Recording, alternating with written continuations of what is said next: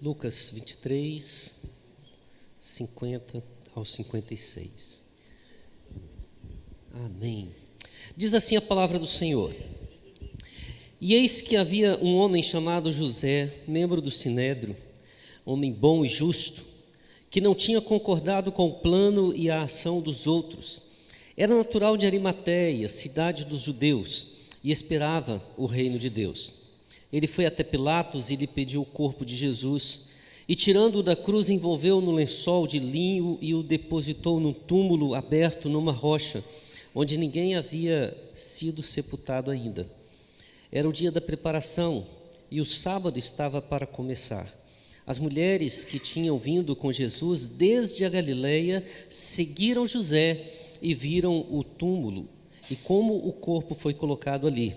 Então se retiraram para preparar óleos aromáticos e perfumes, e no sábado descansaram, segundo o mandamento do Senhor. Irmãos, como podemos servir ao Senhor? Como nós podemos colocar a nossa vida à disposição do Senhor? É legal a gente ter na semana falar do diácono. A palavra diácono é uma das palavras usadas no grego para serviço. E normalmente quando se pensa na palavra diácono, pensa naquele serviço que é feito com responsabilidade e voluntariado, sem esperar um retorno. É como se estivéssemos dizendo: quem é o diácono? É aquela pessoa que viu uma necessidade, viu um trabalho, viu algo que precisa ser feito, tomou a atitude, voluntariamente se ofereceu, não para fazer aquilo que precisa ser feito, mas para estar sempre disponível para fazer quando necessário for, sem esperar nenhum retorno em troca. É diferente da palavra doulos, que é um tipo de serviço feito porque você é obrigado a fazer. É o serviço do escravo, é o serviço daquela pessoa que foi devidamente contratada e tem como obrigação cumprir a sua tarefa. E tem uma outra palavra que é muito usada no grego para serviço, que é a palavra que dá origem à nossa liturgia. É a ideia da pessoa que serve por ser quem é. É a ideia do serviço simplesmente porque a pessoa tem aquele jeito de ser, aquela forma de ser, é o serviço com a sua própria vida. Servir ao Senhor é algo fundamental. Se somos cristãos, nós temos que entender que a nossa vida está a serviço do Senhor. Mas como que a gente pode servir ao Senhor? A história de José de Arimateia, o nome dele é José, Arimateia é a cidade, e é uma cidade pouquíssimo conhecida. Aliás, você vai pesquisar, e eu fiquei pesquisando para procurar saber, existem diversas ideias, mas ninguém sabe localizar exatamente qual é esta cidade. Mas sabe-se que José era dessa cidade, um homem, provavelmente, existem muitas lendas a respeito de quem ele é, que era um comerciante, que era dono de uma frota de navios, que era uma pessoa importante. Tudo isso a gente vai deixar para lá. Lendas são lendas, né? Ideias são ideias, podem ser reais e podem ser irreais, mas uma coisa é certa: José era um homem muito rico, era um homem muito importante e muito influente, mas acima de tudo, José era um homem temente e fiel ao Senhor, um homem que na sua vida procurava servir a Deus com integridade de coração. E tem 3 formas que nós vemos essa expressão. Esse José de Arimateia, ele aparece nos 4 evangelhos. O seu fato mais notável, simples: José de Arimateia foi o homem que tirou o corpo de Jesus da cruz, e foi o homem que sepultou Jesus no seu próprio túmulo. Esse foi o ato de José que o fez tão famoso, o fez tão conhecido. Em qualquer lugar que você falar de José de Arimateia, você vai ouvir isso a respeito dele. Então, peraí, como é que uma pessoa que aparece só uma vez na Bíblia, ainda que nos 4 evangelhos, pode ser caracterizado como alguém que serviu de forma tão intensa, com forma tão grandiosa ao Senhor? Ele vai nos mostrar através das suas próprias palavras que servimos ao Senhor de formas diferentes, ou de repente precisamos ter essas 3 formas bem vívidas, se queremos entender que Deus está sendo servido e adorado através de nós. Primeiro, nós podemos servir a Deus com a nossa própria vida. O que é isso? O que é isso? Vamos ver. Observe que eu vou citar alguns outros textos. Em João, no capítulo 19, no versículo 38, há um relato muito interessante que nos faz entender que esse homem, José de Arimateia, ele não somente servia ao Senhor naquele momento, não somente serviu quando viu a necessidade, mas João diz que ele era um discípulo e faz um destaque, ainda que em secreto. Mateus repete a mesma palavra.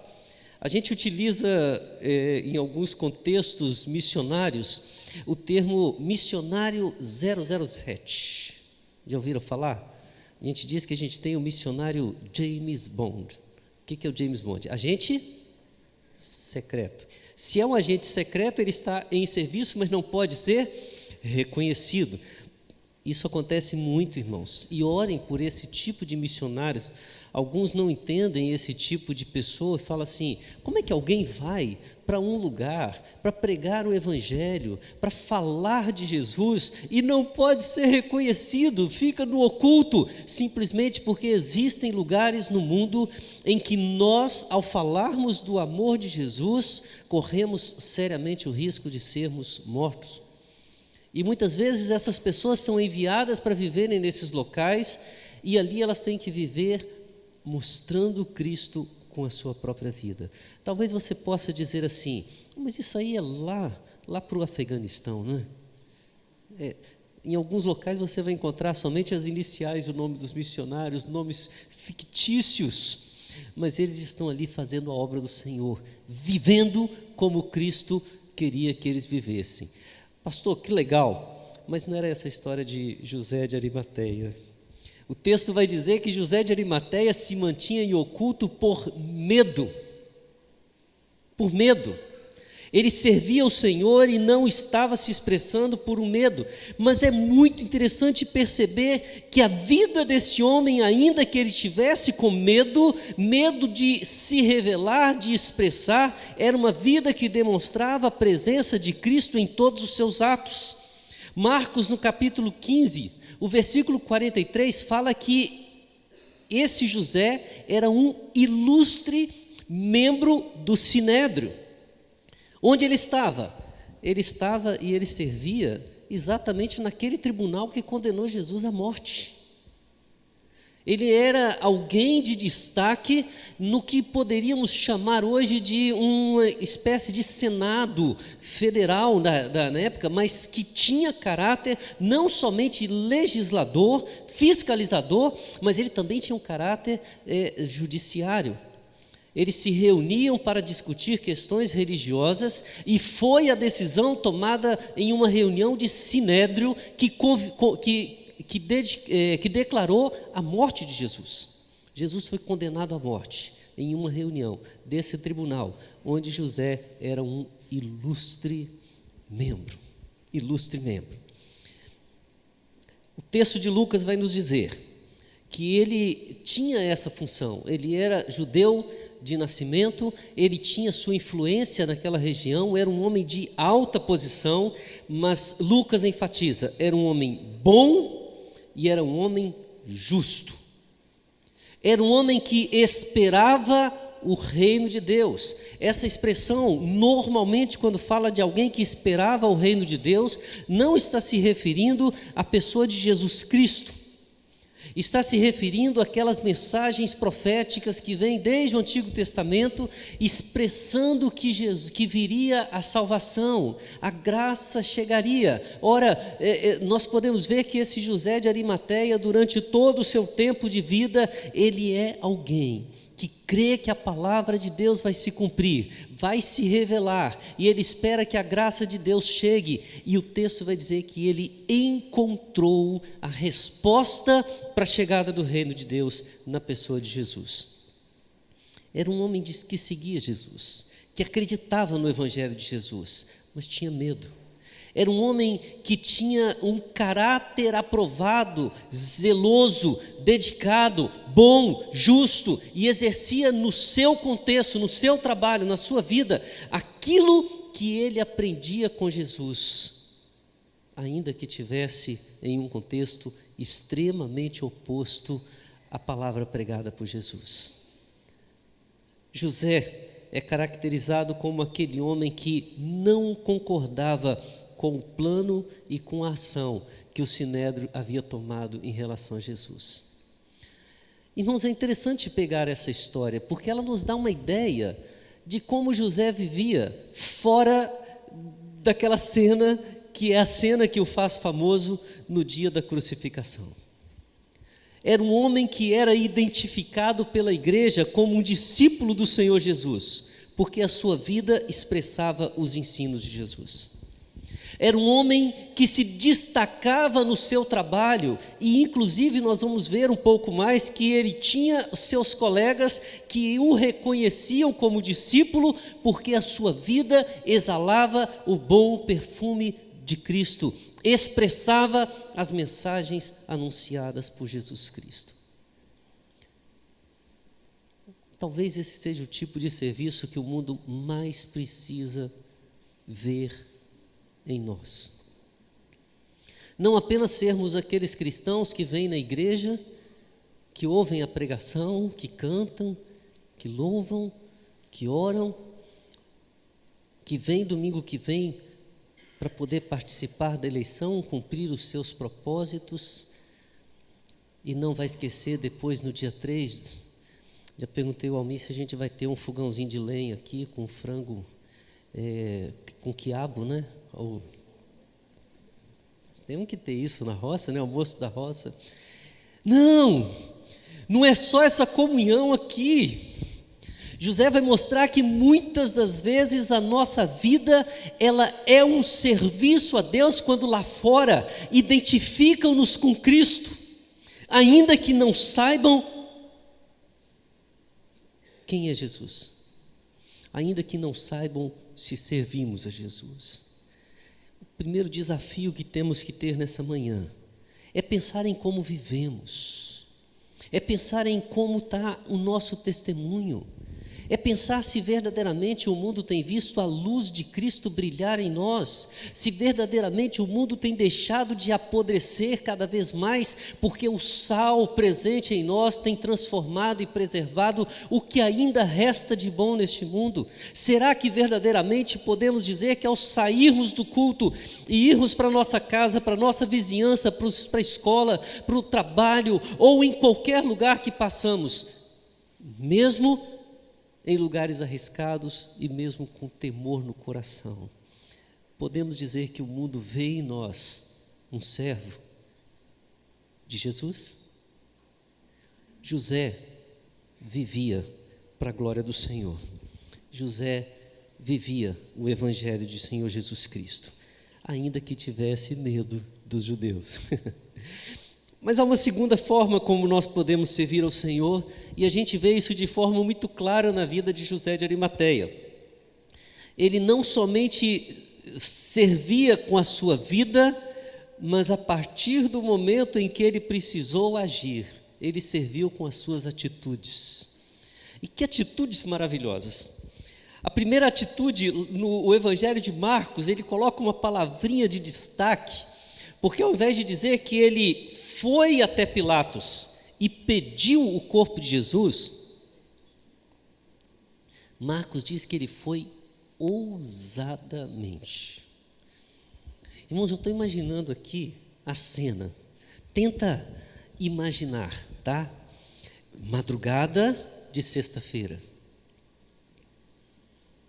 de quinta para sexta, uma convocação urgente do Sinédrio. O dia não tinha amanhecido ainda, e todos os membros do Sinédrio são obrigados a comparecerem em uma reunião para julgar um homem naquela hora. Detalhe, isso seria ilegal. Eles se reúnem e esse homem é Jesus. Quem é Jesus? Aquele homem a quem José de Arimateia seguia. Ele cria, mas ele estava com medo, porque ele era um dos poucos que ainda acreditava e vivia para o Senhor, e agora ele está ali julgando Jesus, e certamente, como o texto de Lucas diz e outros falam, ele se colocou contra, ele tentou impedir que Jesus fosse condenado à morte, mas perdeu. Lucas diz que eles tinham um plano, eles agiram de forma proposital, eles já sabiam que Jesus estava condenado quando fizeram aquela convocação e fizeram de uma forma a não permitir que o resultado fosse alterado. Resultado, Jesus é condenado e começa todo um processo de condenação, um processo que vai até chegar à morte de Jesus às 3 da tarde daquela sexta-feira. Provavelmente José está o tempo todo lutando para tentar inverter a situação, não consegue. Lembra que ele tem medo da reação? De repente, ele ouve a notícia: Jesus está morto. Talvez esse fosse o momento em que ele pudesse dizer: agora sim, eu já não tenho mais nenhum compromisso de me expressar, de mostrar quem eu sou. Entretanto, ele ousadamente vai até Pilatos e faz um pedido extremamente inusitado. Ele pede que o corpo de Cristo lhe seja concedido, para que ele possa, pelo menos ao corpo de Cristo, dar uma honra. Irmãos, a pessoa que era condenada à cruz não era sepultada. A condenação à cruz era uma das mortes mais cruéis que existia. A pessoa era amarrada ou pregada, normalmente amarrada, num lugar extremamente visível, bem alto, para que as pessoas pudessem passar por todas as estradas e ver aquela pessoa se definhando, e normalmente ali ela ficava até a morte, e depois da morte, para que ali mesmo elas pudessem cair, o seu corpo sendo apodrecido, e ficava jogada em lugares para serem devoradas, elas não eram enterradas. Isso era uma forma de dizer o tamanho desprezo que o Estado tinha com aquele tipo de pessoa que era assim condenada. Pedir o corpo de alguém condenado à cruz para ser sepultado era ir contra os princípios do Estado. Era ir contra qualquer tipo de princípio, porque eles querem desonrar. E essa pessoa está pedindo para dar honra. Honra a quem? Honra a um condenado, que é julgado como da pior espécie. Quem condenou? Pilatos, ainda que ele tenha lavado as mãos e dito que não tinha parte, é ele quem assina, é dele a autorização. Logo, quando José de Arimateia chega perante ele e pede o corpo, ele está diretamente solicitando àquela pessoa que ele cumpra o seu decreto, mas abra mão da parte mais pesada do seu decreto. Ele pede a permissão de honrar a Jesus. Uma atitude ousada. E de acordo com o versículo 44 de Marcos, parece que ele não somente solicitou algo difícil, mas ele também foi o informante, porque a palavra de Deus vai dizer que quando ele chega a Pilatos e pede o corpo, Pilatos se admira. Já morreu? Ele se admira de Jesus ter morrido tão rápido. E ele manda certificar, vai lá e confere. E as pessoas vão, conferem, e por ação divina, Pilatos libera para que José tire o corpo de Jesus da cruz. Mas não foi só essa atitude. Olha o que o texto diz. Ele sai dali e retira ele mesmo o corpo de Jesus da cruz. Em João vai relatar que ele tem a ajuda de um amigo chamado Nicodemos, o mesmo que no início do livro de João vai ter com Jesus de noite, porque também tem medo de se expressar. Os dois agora se unem e preparam o corpo de Jesus. Nicodemos gasta uma fortuna para colocar os melhores óleos aromáticos, o que tem de mais precioso. Eles ali fazem todo um cuidado, embalsamam e enrolam o corpo de Jesus em um manto de linho, em um lençol de linho, e levam para o sepulcro, no próprio jardim onde Jesus havia orado com os seus discípulos, próximo da crucificação. Novinho, ele tinha acabado de pagar, de comprar, de abrir numa rocha aquele sepulcro. Era algo de alto luxo, irmãos. Não era simplesmente ele chegar e falar assim: deixa eu tirar o corpo de Jesus e enterrá-lo. Não, ele leva Jesus para o seu próprio, como se fosse alguém da sua família, como se fosse alguém que tivesse sido morto e merecesse a mais alta honra. E ele faz isso junto com Nicodemos, coloca o corpo de Jesus em seu próprio túmulo recém-construído, e é ele mesmo, de acordo com o relato de Marcos, que rola a pedra fechando o túmulo. Atitudes corajosas para um homem que até então se escondia. Atitudes tão corajosas que, segundo a tradição, não a Bíblia, lhe rendeu 13 anos de prisão. Sabe por quê? Porque depois que Jesus foi ressuscitado, e eles subornaram os guardas para dizer que o corpo de Jesus foi roubado, segundo a tradição, tá? Segundo contam as histórias, eles culparam José de Arimateia de ter tramado tudo isso para simular a ressurreição de Jesus. Seus bens foram todos saqueados. Ele foi condenado à prisão e, segundo a história, ficou 13 anos preso, até que Tibério, entendendo a alta habilidade e capacidade comercial dele, resolve libertá-lo, e ele passa então a gastar todos os seus bens e todos os seus recursos para a propagação do Evangelho do Senhor Jesus. Bom, isso daqui é uma história que não está na Bíblia, mas uma história interessante para a gente contar, porque de fato, quando ele toma essa atitude, ele coloca em risco tudo que para ele era importante até então, para dizer: o mais importante para mim é uma atitude que demonstre a glória de Cristo sobre a minha vida.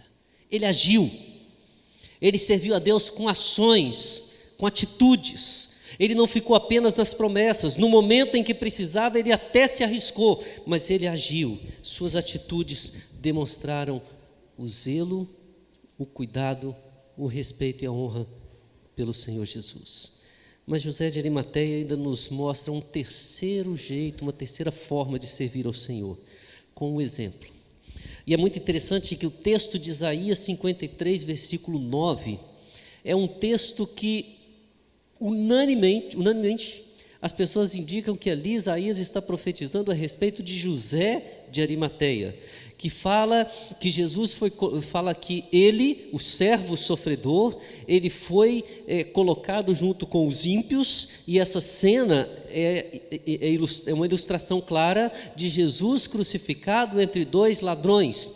Mas depois Isaías diz: mas com o rico esteve na sua morte. E todos entendem que essa é a participação de José de Arimateia, expressa já por Isaías, demonstrando que, apesar do mundo tornar Jesus um exemplo de ignomínia, um exemplo de desprezo, como se o mundo estivesse querendo humilhar Jesus ao máximo, como Paulo fala em Filipenses, assumindo a forma de servo, e como servo, obediente até a morte de cruz, como sendo humilhação, a Bíblia mesmo relata que este homem, o rico, foi aquele que o trouxe de volta à exaltação. Trouxe de volta, é claro, pelo que Deus o exaltou, a começar dando-lhe uma sepultura de honra. Apesar do seu medo, ele não deixou de agir quando necessário. E isso foi um exemplo para as pessoas que seguiam a Jesus.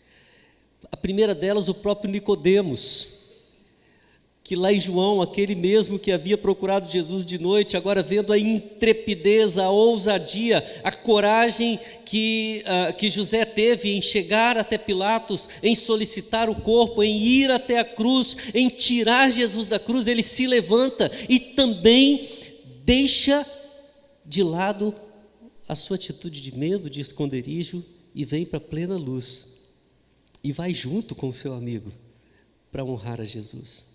Observe que Nicodemos é inspirado na atitude de José.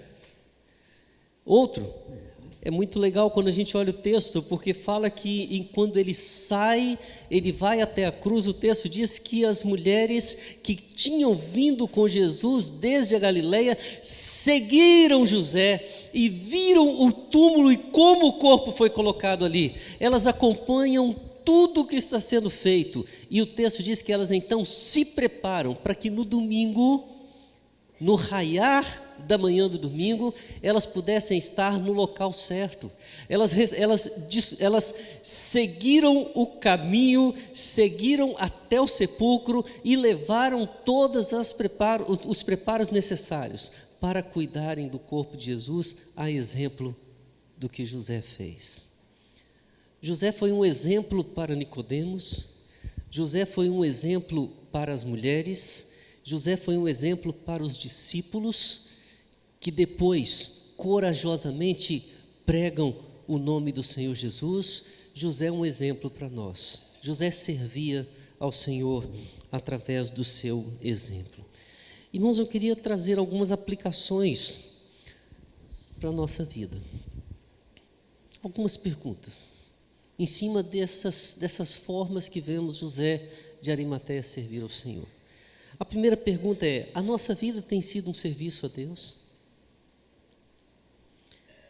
Precisamos refletir se aquilo que confessamos tem se tornado o nosso estilo de vida. Eu creio no Senhor Jesus. É fácil falar, mas e quando Ele te leva a uma situação em que você tem que realmente crer? Essa semana ouvi uma mensagem do pastor Fábio Ribas. Ele é o diretor do Instituto Teológico da Missão Kaiowá, lá em Dourados. Ele falou uma coisa muito interessante para mim. Ele disse que o contrário da fé não é a incredulidade. Ele disse que é o medo. Quando a gente declara fé em Jesus, a gente perde o medo. Eu me lembrei do texto bíblico que diz que a verdadeira fé lança fora todo medo. Será que nós temos declarado uma fé tão poderosa que quando somos levados a confrontar situações que nos amedrontam, como por exemplo, o José tinha medo dos judeus, e agora ele está diante de uma situação em que ele ou é vencido pelo medo, ou pela fé ele supera o medo? Será que nós, quando estamos numa situação dessa, cedemos ao medo ou cedemos àquilo que confessamos ter na nossa vida? A Bíblia fala que o fruto do Espírito é o amor, e fala que devemos amar os nossos inimigos. Nós confessamos isso, mas na hora de pôr em prática o amor para com aqueles que nos odeiam, o amor para com aqueles que é difícil de aguentar, nós lembramos que confessamos um amor que não tem limites, como o de Jesus por nós. Nós declaramos que Jesus é o caminho, mas temos procurado andar neste caminho. Declaramos que Ele é a verdade e que o pai da mentira é Satanás, mas a nossa vida tem sido pautada na verdade, ou de vez em quando a gente entende que uma mentirinha ou outra faz bem. Nós dizemos que Jesus é a vida, e nós entendemos que só vivemos se for nele. Servimos ao Senhor com a nossa vida? Segunda aplicação e reflexão que temos que ter: será que as nossas atitudes têm sido um serviço a Deus? Precisamos refletir se aquilo que fazemos tem demonstrado o compromisso que temos com o Senhor Jesus. Será que as nossas atitudes, as nossas obras, até mesmo no serviço ao Senhor aqui dentro, elas têm sido vistas como algo verdadeiramente dedicado para que as pessoas olhem para nós, como diz a palavra de Deus, eles vejam as nossas obras e glorifiquem ao vosso Pai que está nos céus? Ou será que nós temos invertido um pouquinho esse versículo e tem sido mais ou menos assim, brilhe a luz de Deus sobre a nossa vida, para que vejam as obras de Deus e glorifiquem a você. Amém. Muitas vezes nós queremos que Deus faça as obras gloriosas, para que o mundo olhe para nós e diz: você é fora de série, hein? Poxa, você tem uma intimidadezinha assim, maior do que todos os demais com o Senhor. Não, a Bíblia diz que as obras são nossas, as nossas obras brilham, nossas atitudes brilham, mas elas brilham tanto que quando as pessoas veem o que fazemos, elas dizem: Deus está presente em você. E a última palavra: será que o nosso exemplo tem sido um serviço a Deus? Precisamos refletir se as pessoas ao nosso redor têm visto Cristo em nós e, mais do que isso, desejado por causa disso segui-lo e conhecê-lo. Eu já ouvi algumas frases e você também já deve ter ouvido. Você está conversando com alguém e diz assim: fulano de tal é da minha igreja. E a pessoa: sério? Fulano de tal é crente? Eu nunca imaginaria.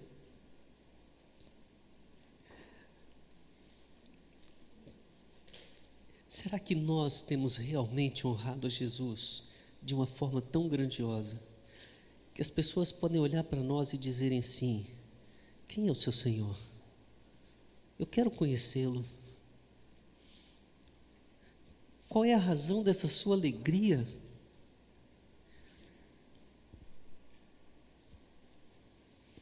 Por que você está sempre...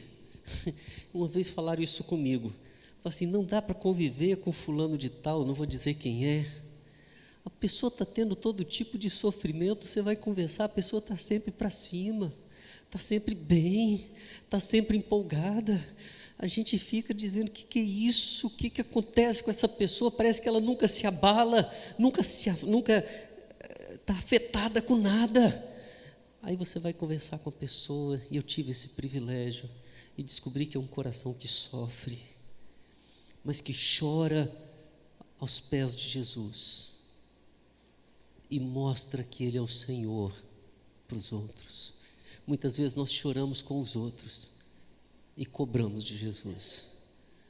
Por isso nós não motivamos ninguém a querer conhecer o Jesus que tanto nos amou. Irmão, irmã, nós somos chamados para servir ao Senhor. E, em primeiro lugar, com a sua vida. Mesmo que tenha medo, sua vida tem que ser um serviço ao Senhor. Mas não só a vida, suas atitudes. Mesmo quando você tem que superar o medo, as lutas, você tem que servir a Jesus. E, acima de tudo, servir de tal forma que as pessoas olhem para você e queiram conhecer o Senhor que fez você ser quem você é. Que Deus nos ajude e que esse pequeno relato de José, sobre José de Arimateia, tão inspirador, possa ser reproduzido na nossa vida, por pequenos que sejam os relatos sobre nós, mas que sejam relatos inspiradores para todos. Feche seus olhos, vamos orar, vamos colocar a nossa vida perante o Senhor.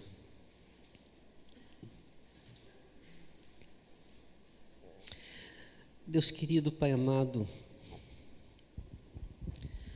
nós te adoramos, Senhor. Nós te adoramos porque queremos servir ao Senhor. O teu ato de amor para conosco foi tão grandioso que, ó Deus, não temos nenhuma outra razão para viver, como disse Paulo, a não ser que o teu nome seja exaltado. Para mim, morrer é lucro, mas viver só se for para o Senhor Jesus Cristo. E Deus, o clamor para a minha vida e para a vida de cada um dos irmãos e irmãs que aqui está, é que, ó Deus, essa vida, esse serviço possa ser visto, ó Deus, através da vida que levamos. Uma vida de compromisso com a Tua palavra, com o Teu ensino. Uma vida que não se expressa apenas pelo que eu creio, mas se expressa pela relação direta que eu tenho com o Senhor Jesus e com os Seus ensinos na minha vida. Ó Deus, queremos Te servir através de atos, ó Pai, que muitas vezes nos desafiam, que muitas vezes nos fazem até mesmo perder, mas atitudes que demonstram que Tu és realmente o Senhor das nossas vidas. E queremos, ó Deus, Te servir como exemplo para este mundo. Esse mundo que mais do que nunca tenta crucificá-lo novamente em meio a bandidos, em meio a ladrões, em meio a ímpios, e tenta identificá-lo como esse homem de dores, esse homem maléfico à sociedade. Ó Deus, nós queremos agir como exemplo para Te honrar, glorificar ao Teu nome, exaltá-lo e mostrar que ainda que na cruz com os ímpios o Senhor esteve, o Senhor está hoje com os ricos, aqueles que são separados, não por questões financeiras, mas pela certeza da graça poderosa e soberana do Senhor sobre cada um de nós. Faze-nos viver para a Tua glória e assim sermos uns servos fiéis, achados conforme a Tua vontade. É nossa oração em nome de Jesus. Amém, Senhor.